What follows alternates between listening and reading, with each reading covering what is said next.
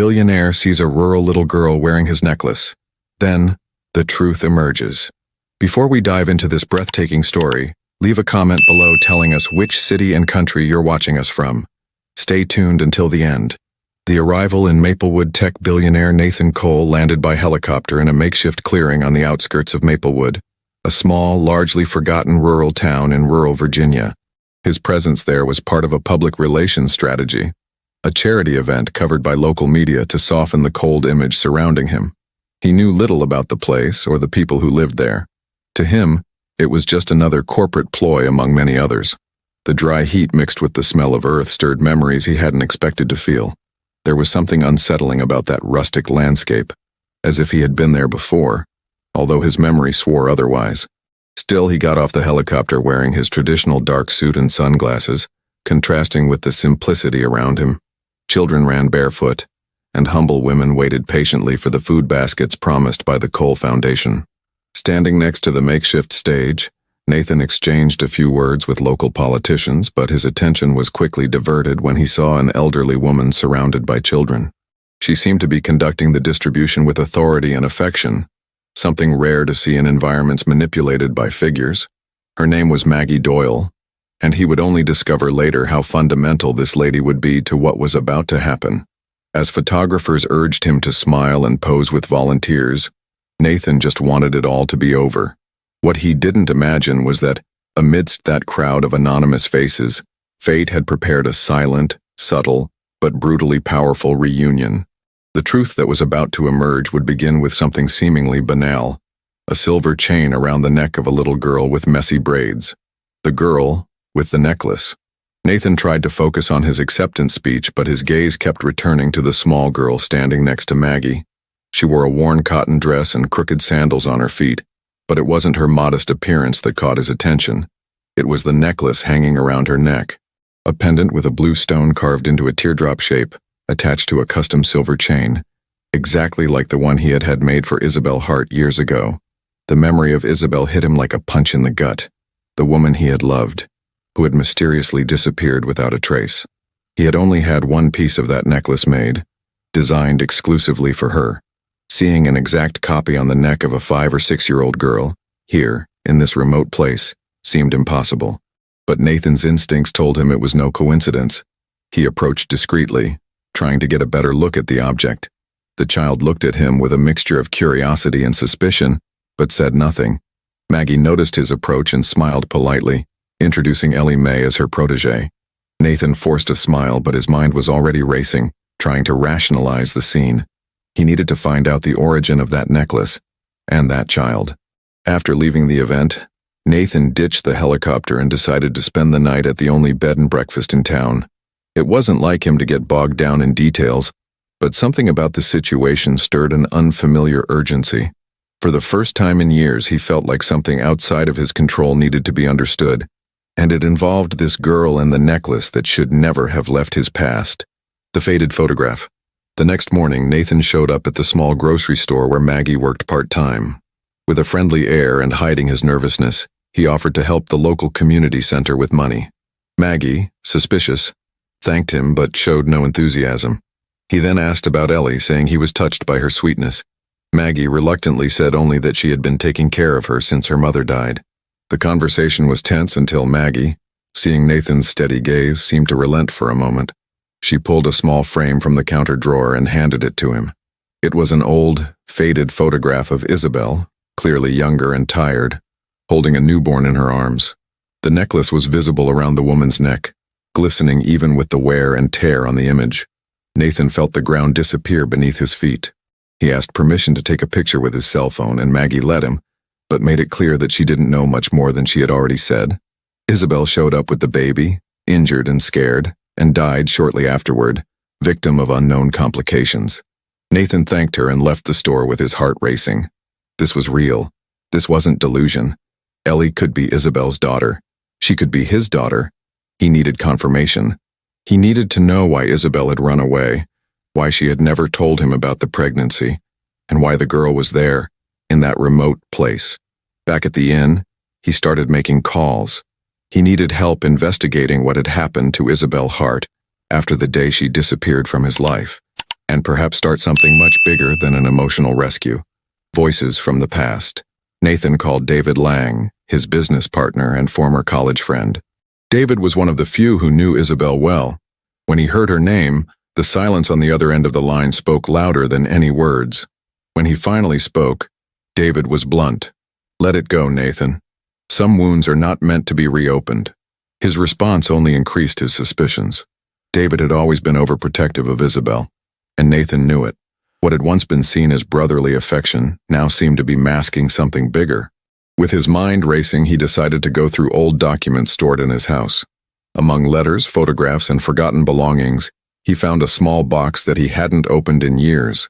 Inside was the original pattern for the necklace, and next to it, an envelope with Isabel's name handwritten on it. The note inside the envelope was crumpled, the ink faded in places but still legible. Isabel said she had to flee for safety and that she loved Nathan deeply. She said she couldn't risk the child's life and asked him to forgive her, but she didn't explain who or what she was running from. The contents shook Nathan. It wasn't abandonment. It was fear, and she was pregnant. With tears in his eyes and a whirlwind in his head, Nathan realized he could no longer run from the truth. That girl, Ellie, might really be his daughter, and if she was, he had a moral duty to find out everything, not out of guilt, but because a part of Isabel still lived, and he would not allow that connection to be ignored or erased from history. The unread note. As he reread the note more carefully, Nathan noticed details he had previously ignored. Isabel mentioned a nearby town, Elkhorn Ridge, and someone named Russell. This name was not part of his circle of friends nor of the family he knew. There was something there, hidden between the lines, that pointed to a real danger. She was being stalked, and that was the reason she had disappeared. He decided he needed to investigate this Russell guy. He called a private detective firm and ordered a thorough investigation into Isabel's past and any connection to that name. In the meantime, he devised a plan to get closer to Maggie and Ellie without arousing suspicion. The priority was to protect the girl. If there was still someone involved in this story, he needed to act fast. That night, Nathan lay awake, reflecting on everything he had ignored. For years, he had believed that Isabel had left him out of selfishness or fear of commitment. He had never imagined that she had done it out of protection. And now, if Ellie really was his daughter, there was a bond of blood and responsibility that he could not ignore. The doubt turned to certainty in his heart. He needed this girl as much as she needed him. The next morning, Nathan returned to Maggie's shop, now ready to tell part of the truth. He said he had met Isabel, that they were engaged, and that he had real reason to believe Ellie might be his daughter. Maggie didn't seem surprised. Instead, she looked at him wearily and said, "If you want real answers, you're going to have to hear everything, even the hurtful stuff." It was the beginning of a truth that was more bitter than he had expected. Maggie's silence. Nathan and Maggie sat in the back of the store, away from the crowds. She told them that Isabel had shown up in town with a baby in her arms, exhausted and panicked. She didn't give many details, only that she was running away from someone dangerous and that she needed someone to trust. Maggie, a widow with no children, instinctively took them in. Isabel stayed for a short time but took Ellie under her wing before she died. The story seemed too simple, and Nathan could tell. He asked about documents, hospitals, birth certificates. Maggie hesitated. She said Isabel had arrived with nothing but a purse and the baby wrapped in a blanket. There were no medical records or birth certificate at the time. After Isabel's death, she had registered Ellie as an informal guardian, using a loophole in the local guardianship laws. Nathan wanted to know more, but Maggie refused to give any more names or details. She said that if he really wanted to protect Ellie, he couldn't just show up with a big name and a fancy past. He needed to prove that he was willing to face whatever the truth brought. Her words hit home. It wasn't just about investigating. It was about responsibility and courage. He walked away silently with a different conviction. Now it wasn't just Isabel's memory or his own conscience. Ellie was real. She was alive. She was a child full of life, full of questions, full of a future. And if she really was his daughter, he needed to be more than a curious billionaire. He needed to be a father, and ready for whatever that title entailed. The missing witness.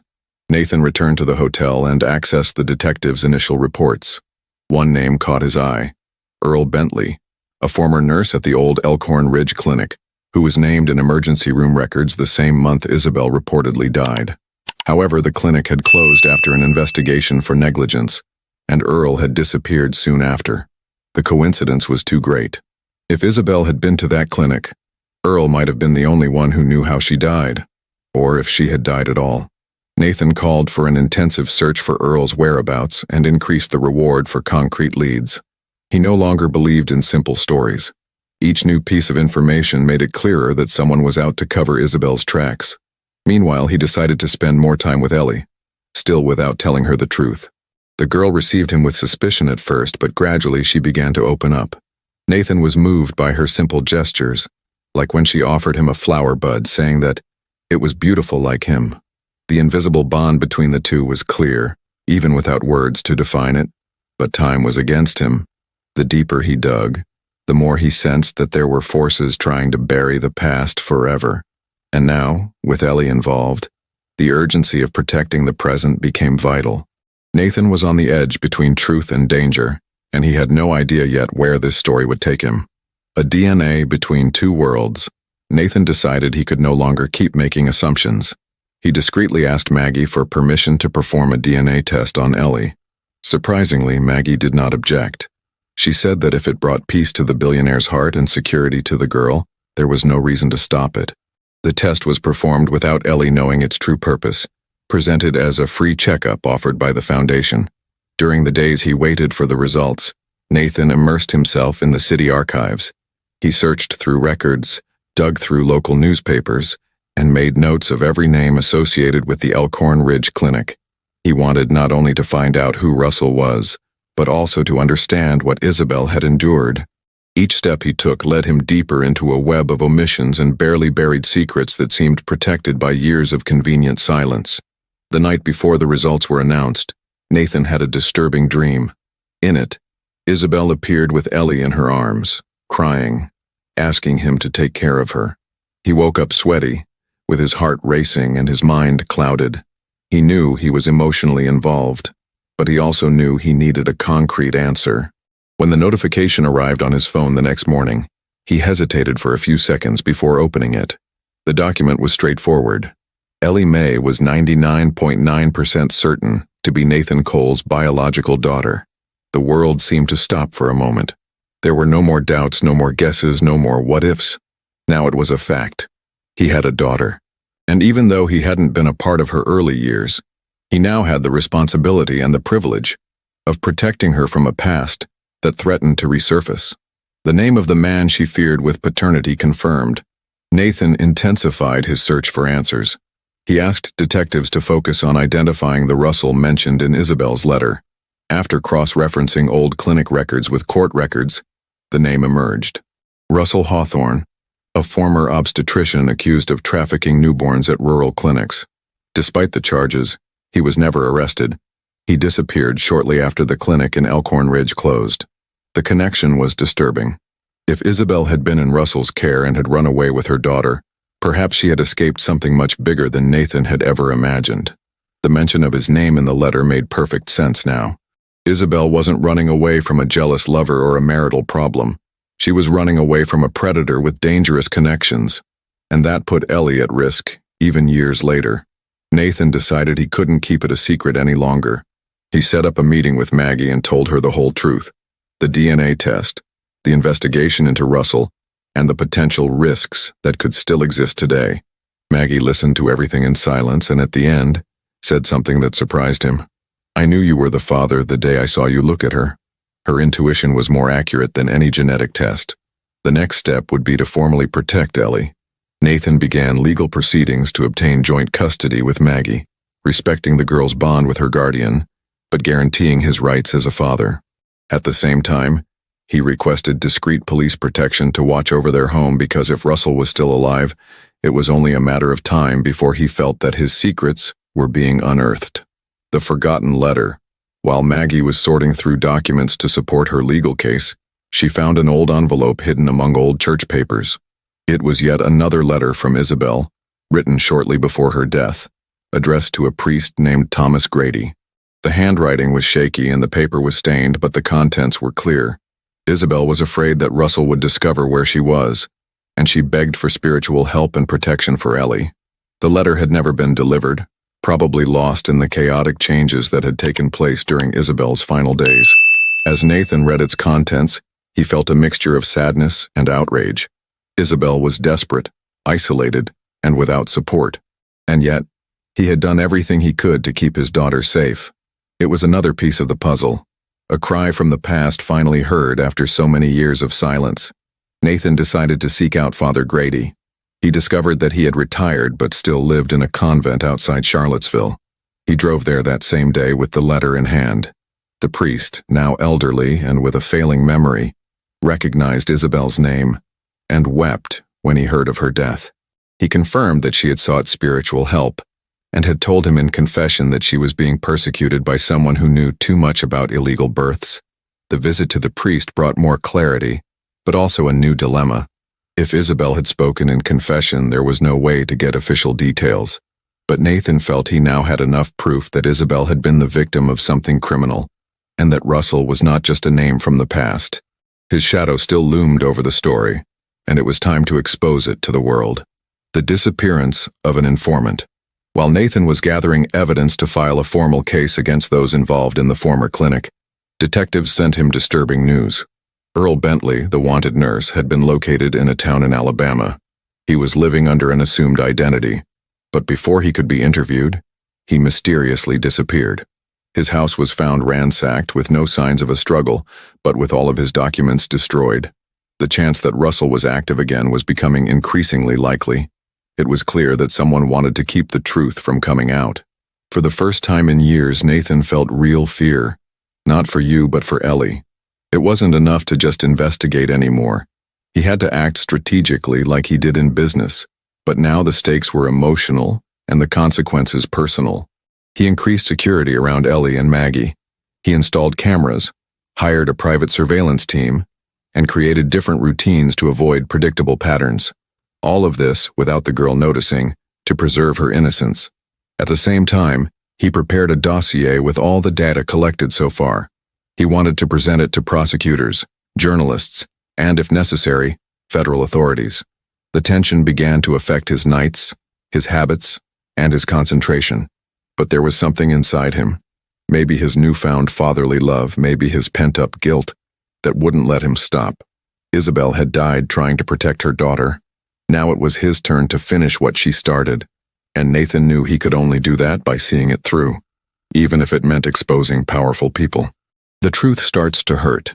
As the case became more complex, Nathan decided to seek out a trusted investigative journalist, Clara Beecham, known for exposing cases of systemic abuse in the health system. She told her the whole story, handed over documents, letters, detective reports, and even Isabel's unsent letter. Clara was shocked and promised to investigate on her own before making everything public. Meanwhile, Nathan's lawyers filed an official request for joint custody. Ellie would be legally recognized as his daughter and protected by all possible means. The judge in charge of the case requested a paternity hearing, which was scheduled for 2 weeks later. Maggie agreed to everything, but warned, "When we touch old wounds, everyone bleeds, even the innocent." In the days that followed, Nathan found himself torn between the investigation, protecting Ellie, and preparing himself emotionally for what was to come. Ellie began to ask him who he really was and why he was always around. Not wanting to lie, but still not having the courage to reveal everything, Nathan promised that he would soon tell her the truth. He wanted her to know him for his actions before he was just a big name. Meanwhile, Clara Beecham was doing her own investigation. She visited the convent, interviewed Maggie, and traced names and traces from the old clinic. And then the alarm came. Someone was following her. She received anonymous phone calls and encrypted messages with veiled threats. The story hadn't even been written yet, but the fear that the truth would come out was already taking its toll. War had been declared, and Isabel and Ellie's story was about to make national headlines. Revelation hearing. The courtroom was packed on the day of the paternity hearing. Nathan arrived accompanied by his lawyers, with a firm expression but a restless heart. Maggie held Ellie's hand, who seemed more curious than nervous. The judge began the session formally, but as soon as the DNA test was presented, the course of the hearing changed. Ellie was officially Nathan Cole's daughter. The impact of the revelation was greater outside the courtroom. The press, which had already been following the case discreetly after Clara Beecham's involvement, began to raise suspicions about the clinic's past and Russell Hawthorne's actions. As he left the courthouse, Nathan saw the flashes of cameras and heard shouts of questions. It was the beginning of the storm, and he was in the eye of it. Ellie didn't fully understand what was happening yet, but something in her changed that day. For the first time, she called Nathan Dad in a low voice as they got out of the car. It was a simple moment, but it stuck in his chest like an emotional anchor. There was no going back. Now it was a matter of justice, not just personal justice, but collective justice. For Isabel, for Ellie, and for other mothers who may never have had the chance to tell their stories. Clara Beecham, after months of research, was about to publish her story. Her evidence linked Russell to a nationwide scheme of illegal adoptions disguised as miscarriages, and Elkhorn Ridge was just one of many clinics used as a front. Nathan knew that after the story was published, the danger would become real. But he also knew that the light of truth was the only antidote to the darkness of those crimes. The price of truth. The day the story aired, the phones didn't stop ringing. Clara published everything. Documents, interviews, photos, and letters. The names of doctors, intermediaries, and clinics appeared in large letters in the main headline of the country's largest digital newspaper. Within hours, the case became a trending topic. The courts reopened archived investigations, and the FBI requested access to the collected material. Nathan was under 24-hour guard as a precaution. The backlash was swift. Anonymous messages, threats against Clara, and attempted break-ins at Maggie's home. The truth came with retaliation, but this time he was prepared. He stepped up security, temporarily removed Maggie and Ellie from the city, and took them to one of his monitored ranches in Wyoming. The silence of the countryside contrasted with the chaos outside. Ellie felt the change and began to ask questions. Nathan decided not to hide anything anymore. He told her about Isabel, about the necklace, about the search, and about the evil that still lurked. The girl listened to everything in silence, then hugged him tightly. There was no judgment, just pure, instinctive affection. This gave Nathan the strength to continue the criminal case against those involved, now with public and political support. Meanwhile, Clara did not back down. She published more articles, gave interviews, and called on other victims to come forward. The movement grew. What had started with a child wearing a necklace in the field was now a wave of justice that reached the highest levels of the system. But the enemy was also moving, and they still had to face the main face behind it all, Russell Hawthorne, the last hiding place. Thanks to an anonymous tip, Russell was located in an isolated cabin on the border between Arizona and New Mexico. He was using another name, had false documents, and lived in complete seclusion. But the tip matched the data Clara and Nathan's investigators had cross-referenced. The FBI acted quickly and arrested him without resistance. The man who had caused so much fear now seemed fragile and defeated. At the police station, Russell tried to deny everything. But given the evidence and the testimony of other women, including former employees of the clinic, there was no escape. The interrogation revealed how the scheme worked. Poor women were tricked into giving up their babies, while the records were tampered with. Isabel had realized the scam in time, and that's why she was hunted down. Nathan watched from afar, his fists clenched. The sight of Russell being handcuffed was the end of one cycle, but also the beginning of another. Now that he was in custody, bigger questions arose. How many Ellies were out there? How many children had been separated from their mothers and grown up without knowing the truth? This story wasn't just his. It was the story of many invisible families. Maggie suggested that Nathan's foundation be redirected to helping women in vulnerable situations. He immediately agreed. He decided to create the Project Isabel, aimed at providing legal and psychological assistance to mothers who are victims of obstetric violence and child trafficking. Isabel's wound would never be erased, but perhaps it could serve to heal others. The mother's name. Back at Elkhorn Ridge, Nathan took Ellie to the old field where he had found the necklace. They sat under a tree and he showed her a picture of Isabel, smiling, holding a necklace identical to hers. "That's your mother," he said in a choked voice. Ellie stared at the picture for a few seconds, then rested her head on his shoulder. It was the missing link, finally restored. The girl began to ask questions. What was Isabel like? What did she like? Why did she have to run away? Nathan answered everything honestly, without sugarcoating the facts, but with words that honored the courage and love of the woman who had fought so hard for her. That conversation sealed something sacred, the passage from mourning to living memory. Isabel would never again be a void. Now she was a present memory. Over the next few days, Ellie began to draw more. On several of the papers were pictures of a woman with long hair and kind eyes holding a little girl. Maggie cried when she saw the drawings. She said that even though she couldn't remember her mother's face, Ellie felt who she was. It was the kind of connection that couldn't be explained by science, only by love and destiny. Nathan decided to place the original necklace in a glass case in the center of the new wing of Project Isabel. The plaque read, "Let this symbol remind us that every child deserves to know the truth, and every mother deserves to be heard." It was the end of one mystery, but the beginning of a new mission, to protect the bonds of blood, love, and truth that are so often silenced by fear. The birthday that changed everything. On Ellie's 8th birthday, Nathan threw a small celebration at the ranch. Only Maggie, Clara, a few friends from town, and children from the community were present. Ellie ran through the fields, played with ponies, and laughed like never before. For the first time, he saw her free from any shadows, just being a child, and that was everything Isabel would have wanted. During the birthday celebration, Nathan gave a simple but powerful speech. He said this was more than just a birthday. It was a celebration of a mother's courage, of truth that conquered fear, and of love that stood the test of time. Ellie held his hand the entire time. There was no doubt, no questions. There was only the knowledge of belonging. Later that afternoon, Maggie gave Ellie a special gift, an old journal of Isabel's, with a few entries she had rescued from boxes at the church. The pages were faded, but they held snippets of love, advice, and even lullabies. Ellie held the notebook as if it were a living, breathing piece of her mother. It was the emotional closure she needed. Nathan, looking at all that, understood that his life would never be the same again, not only because he discovered he was a father, but because he had found a new purpose. The truth, when faced with courage, does not destroy, it transforms. And now, he was ready to live with a clean heart, and his eyes focused on what really mattered. The necklace that changed everything. Years later, Ellie grew up knowing exactly where she came from, who her mother was, and how much she was loved.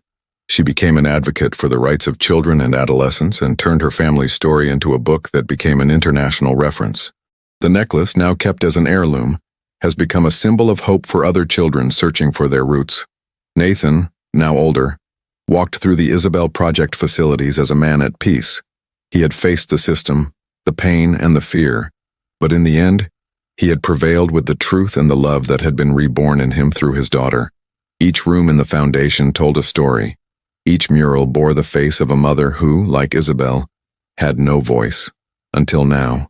Maggie was still there, like a second mother to Ellie, and Clara Beecham, now an international award winner, always said that this was the most important story of her career, because it saved lives before it was even published.